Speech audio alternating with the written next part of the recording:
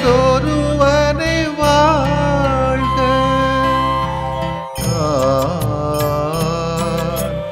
ஒளி பொருந்திய அழியாத ஆன்மா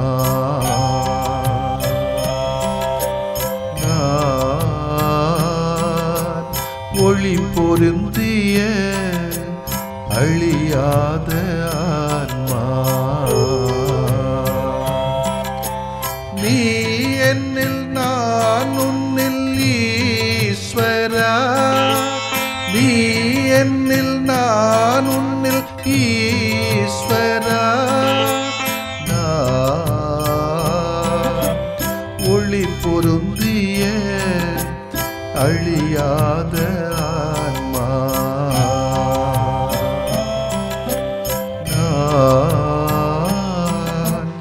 ஒளி பொருந்திய அழியாத ஆன்மா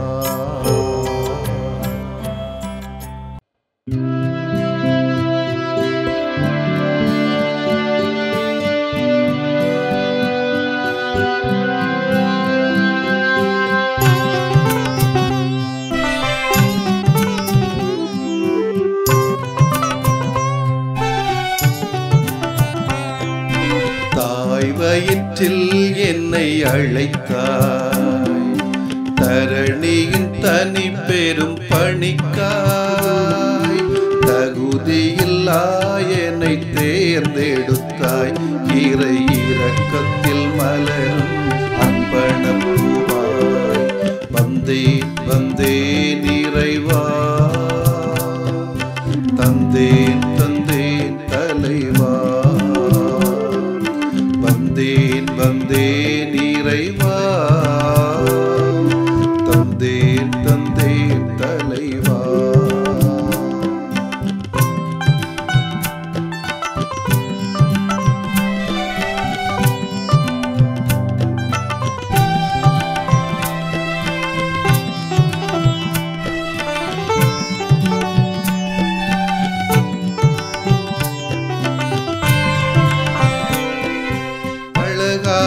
தேசத்தில் என்னை படைத்து அன்பினில் தோழமையாகிடவே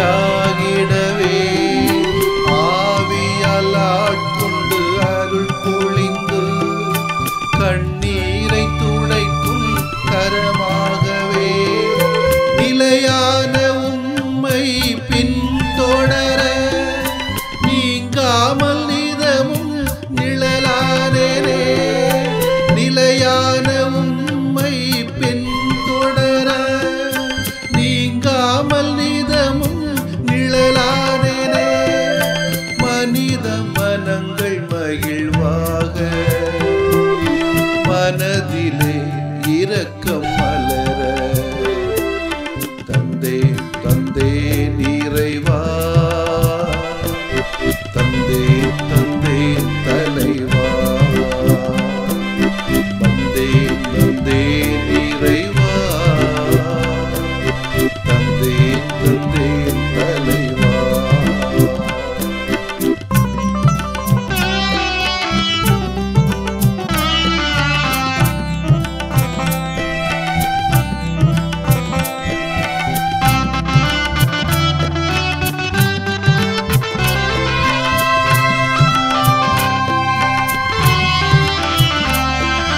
நாவினில் வார்த்தை நீ விதைத்து நம்பிக்கை வாழ்வை வளர்த்திடவே எளியோரின் பணிக்காய் என்னை பணித்து ஏங்கிடும் ஏற்றம் கண்டிடவே இறையே உமை போல் நிறைவாகவே இணையில்லா அன்பை பகிர்வேனே இறையே உமை போல் நிறைவாகவே இணையில்லா அன்பை பகிர்வேனே பணியினில் உள்ளம் நிறைவாக பாரினில் சான்று பகர வந்தேன் வந்தேன் இறைவா தந்தேன் தந்தேன் தலைவா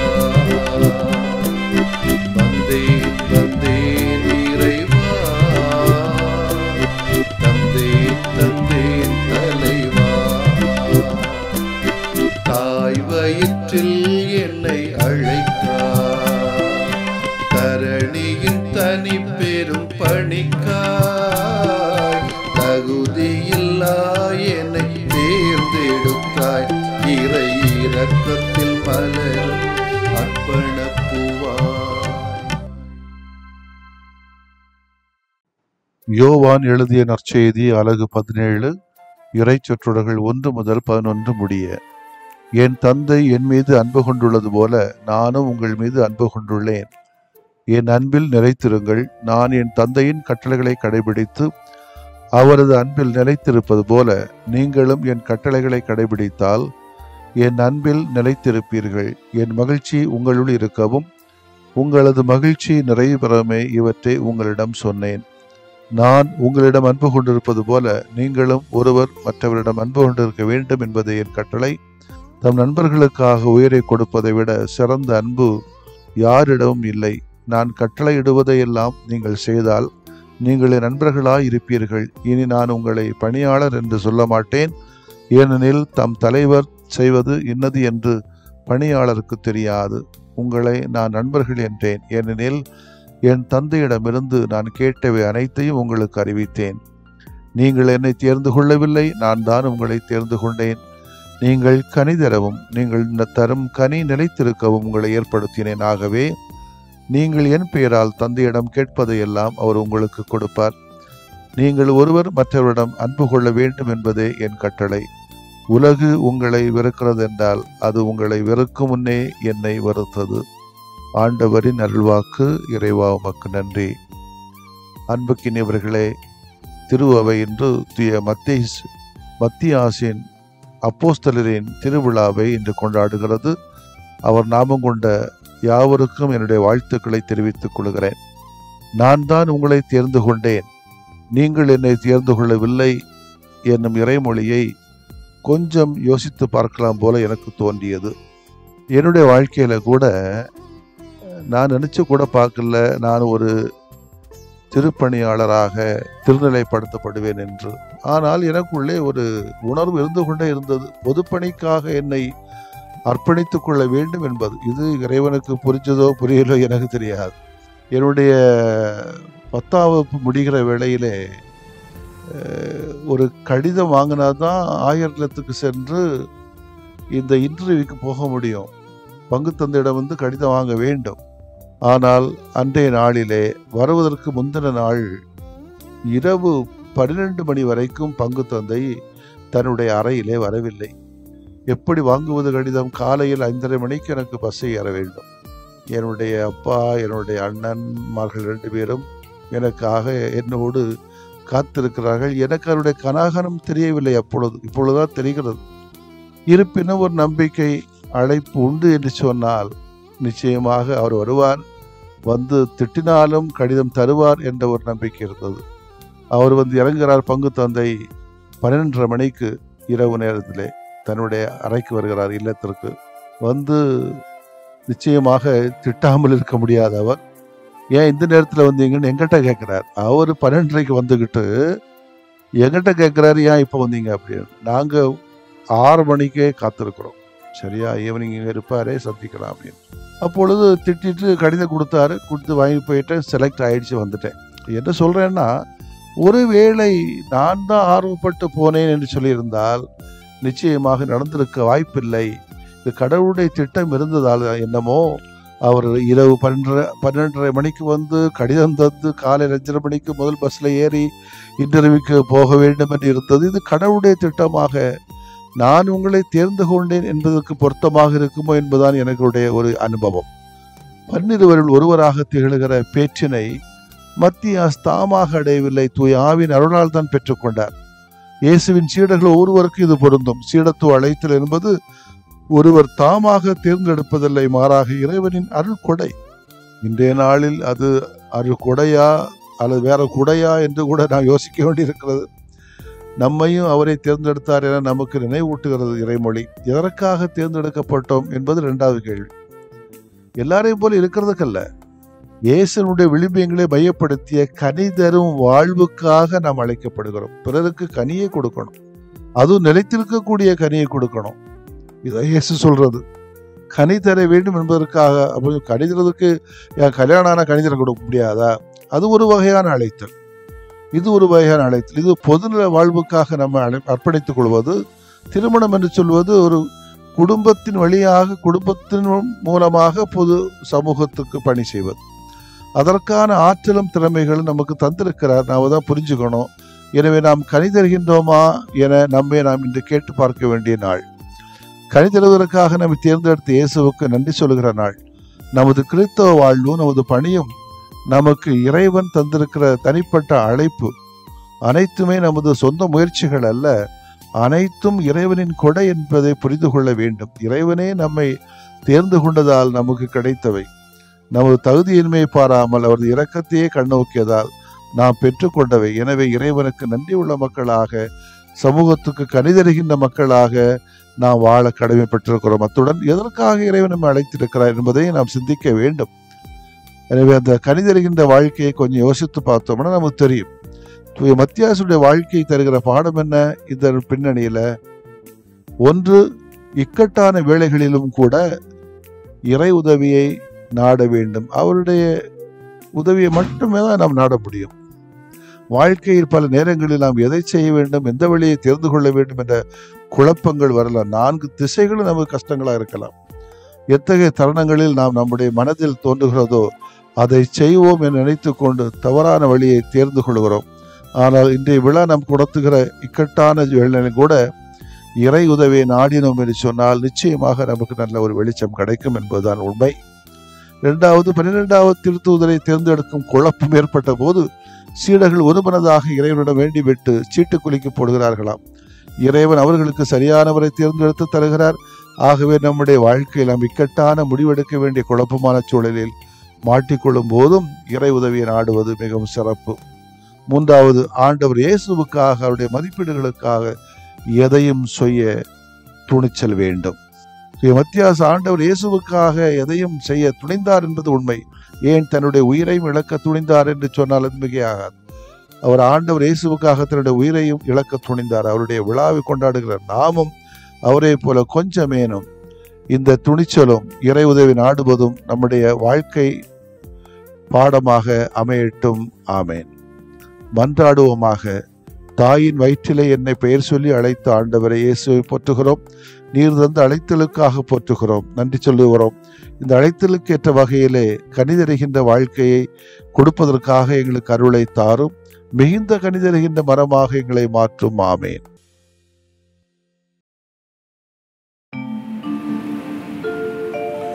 விரும்புகிறேன் நீயும் குணமாகு, அஞ்சாதே நான் என்றும் உன்னோடு. விரும்புகிறேன் நீயும் குணமாகு, அஞ்சாதே நான் என்றும் உன்னோடு.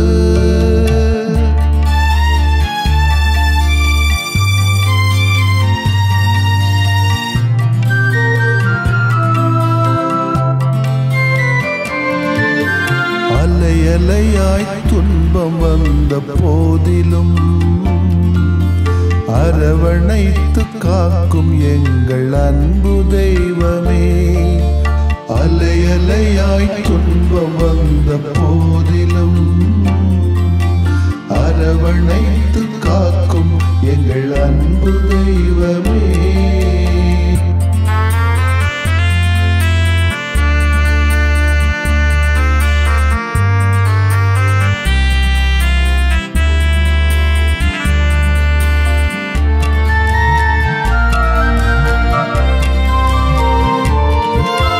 கடும் காய்ச்சலால் அவதியுற்றோம் தெய்வமே, உடல் வலியால் நொந்து போனோம் தெய்வமே. கேட்கும் குரல் கேட்ட மக்கு நலம் தாருமே, கேட்கும் குரல் கேட்ட மக்கு நலம் தாருமே. அலையாய் துன்பம் வந்த போதிலும் அரவணைத்து காக்கும் எங்கள் அன்பு தெய்வமே.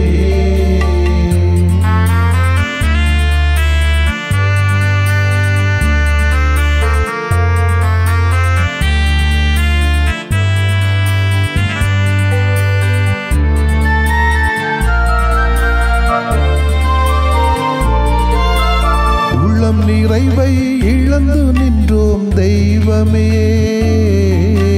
குழந்தையின்றி நிலை குலைந்தோம் தெய்வமே, கேட்கும் குரல் கேட்ட மக்கு நலம் தாருமே, கேட்கும் குரல் கேட்ட மக்கு நலம் தாருமே. அலை அலையாய் துன்பம் வந்த போதிலும் அரவணைத்து காக்கும் எங்கள் அன்பு தெய்வமே.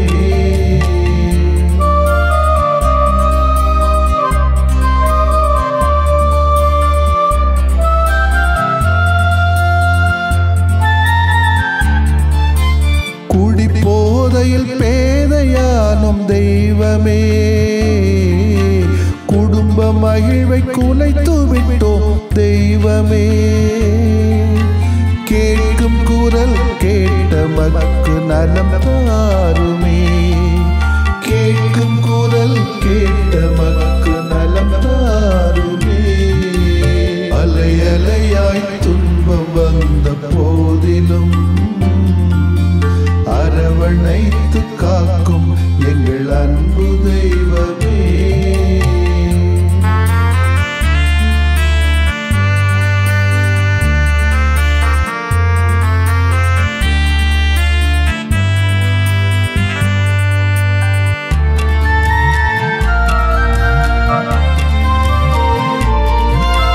புற்று நோயால் பலம் இழந்தோம் தெய்வமே, தொற்று நோயால் நிம்மதி இழந்தோம் தெய்வமே, கேட்கும் குரல் கேட்ட மக்கு நலம் தாருமே, கேட்கும் குரல் கேட்ட மக்கு நலம் தாருமே. அலை அலையாய் துன்பம் வந்த போதிலும் அரவணைத்து காக்கும் எங்கள் அன்பு தெய்வமே. அலை அலையாய் துன்பம் வந்த போதிலும் அரவணைத்து காக்கும் எங்கள் அன்பு தெய்வமே.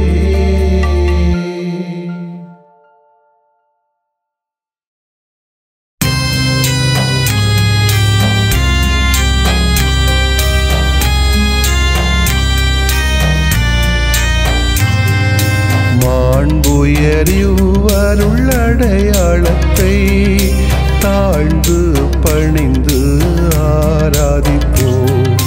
பழைய நியம முறைகள் அனைத்தும் இனி மறைந்து முடிவு பெறுக.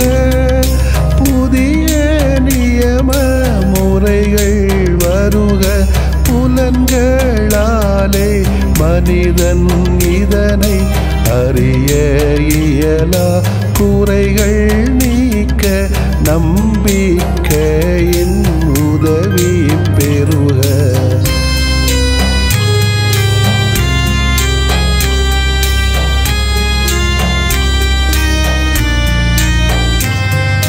தந்தை அவர்க்கும் மகன் அவர்க்கும் புகழ்ச்சியோடு வெற்றியாக்கும். மீட்பின் பெருமை மாட்சிமையோடு வலிமை வாழ்த்து யாவுமாக. இருவரிடமாய் வருகின்றவராம் தூய ஆவியானவர்க்கும் அளவில்லாத சமப்புகழ்ச்சி என்றுமே உண்டாகுக. ஆமென்.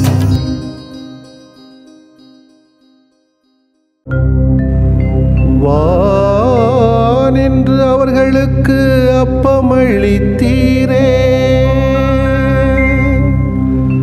இனிமையெல்லாம் தன்னகத்தில் கொண்ட அப்பம் இதுவே. மன்றாடுவோமாக. இறைவா, இந்த வியப்புக்குரிய அல்வடையாளத்திலே உம்முடைய பாடுகளின் நினைவை எங்களுக்கு விட்டு சென்றீ. உம் திருவுடல் திருரத்தமாகியவற்றின் தூய மறைவருளை வணங்கும் நாங்கள் உமது மீட்பின் பயனை இடைவிடாமல் துய்த்து உணர்ந்து மகிழ அருள்வீராக. தந்தையாகி இறைவனோடும் தூய ஆவியாரின் ஒன்றிப்பில் இறைவனா என்றென்றும் வாழ்ந்து ஆட்சி செய்கின்ற உம்மை மன்றாடுகிறோ.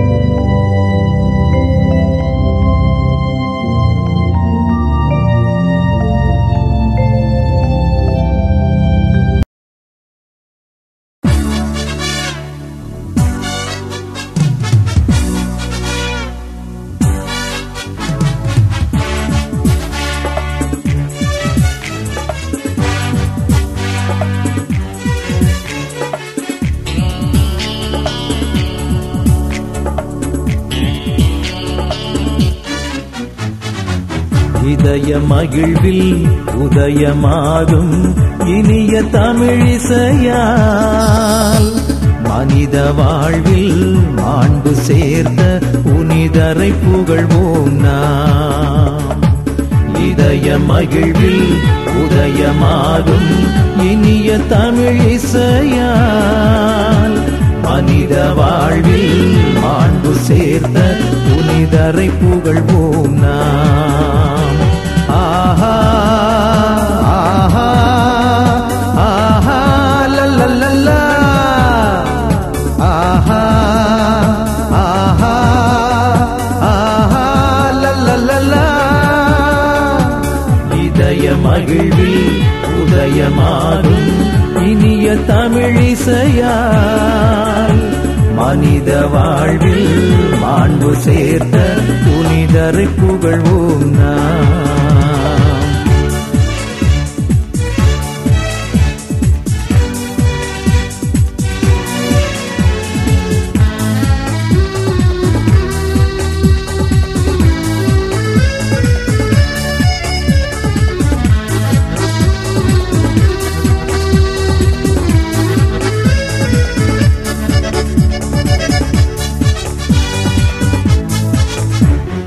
புனிதர்கள் மனிதர் மாதிரியாம், அவர் புவி வாழ்வு சரித்திர சாதனையாம்.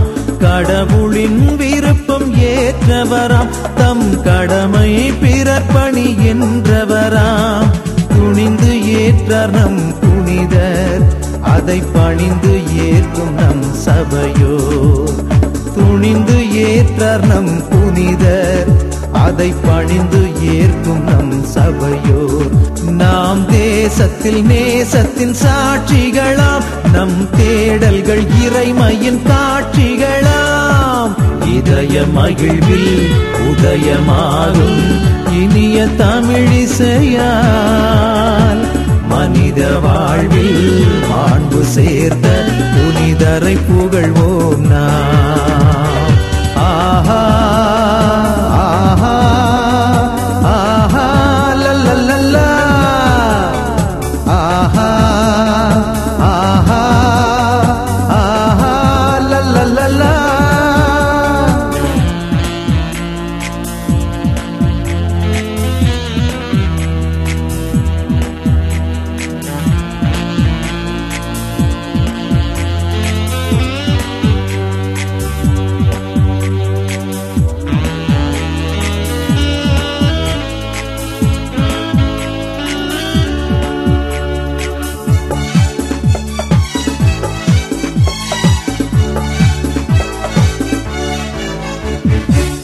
தாய் போல் இதயம் தனில் கொண்டு நம்மை தயவாய் காக்கும் அன்பு புனிதர்.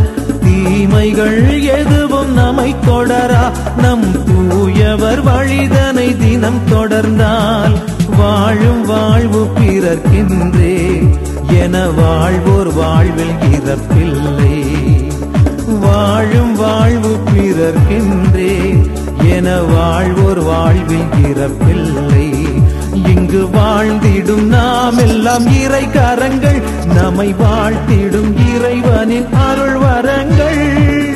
இதய மகிழ்வில் உதயமாகும் இனிய தமிழிசையால் மனித வாழ்வில் மாண்பு சேர்த்த புனிதரை புகழ்வோம் நாம்.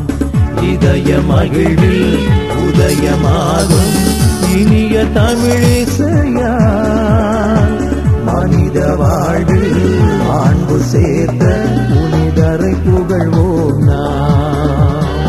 ஆஹா ஆஹா ஆஹா லல்லல்லா ஆஹா ஆஹா ஆஹா லல்லல்லா. இதய மகிழ்வில் உதயமாகும் இனிய தமிழிசையால் மனித வாழ்வில் மாண்பு சேர்த்த புனிதரை புகழ்வோம் நாம். புனிதரை புகழ்வோம் நாம். நிலையான புகழுக்குரிய தூய இறை நன்மைக்கு எல்லா காலமும் தொழுகையும் புகழும் போற்றியும் ஆட்சிமையும் உண்டாக கடவது. போற்றியும் ஆட்சிமையும் உண்டாக கடவது. தந்தை, மகன், தூய ஆவியாரின் பெயராலே ஆமென்.